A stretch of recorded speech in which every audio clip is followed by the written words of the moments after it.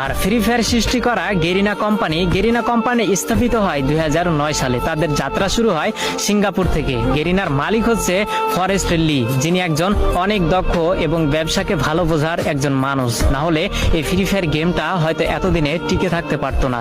তো 2009 সাল থেকে গেরিনার যাত্রা শুরু হলেও তারা কোনোভাবে কোনো গেমে সাকসেস পেল না, সবকিছুতেই তারা ফেল হয়ে গেল। একের পর এক ভিডিও গেম রিলিজ করেও মানুষের মন জয় করতে পারছিল না। তো 2014, 15, 16 সালে গেরিনা বেশ কয়েকটি গেম মানুষের সামনে উপস্থাপন করে, কিন্তু এত পরিমাণ ভালোবাসা এবং এত পরিমাণ জনপ্রিয়তা পায়নি গেরিনা কোম্পানি ওই অন্য গেমগুলোতে। কিন্তু সবকিছুতেই একটা টার্নিং পয়েন্ট থাকে, যেটা 2017 সালে গেরিনা কোম্পানিকে তাদের মোড় ঘুরিয়ে দিয়েছিল।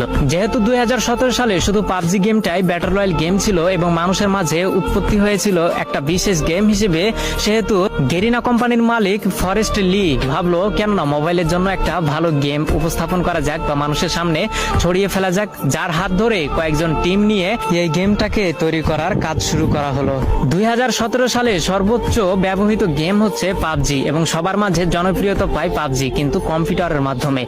ফোনের মাধ্যমে এই পাবজি গেম এতটা জনপ্রিয়তা পায়নি। সেই সুযোগটাকে কাজে লাগিয়েছে গেরিনার কোম্পানির মালিক ফরেস্ট লি তৎক্ষণাৎ ভেবে উঠলো যে মোবাইলের জন্য একটা গেম তৈরি করা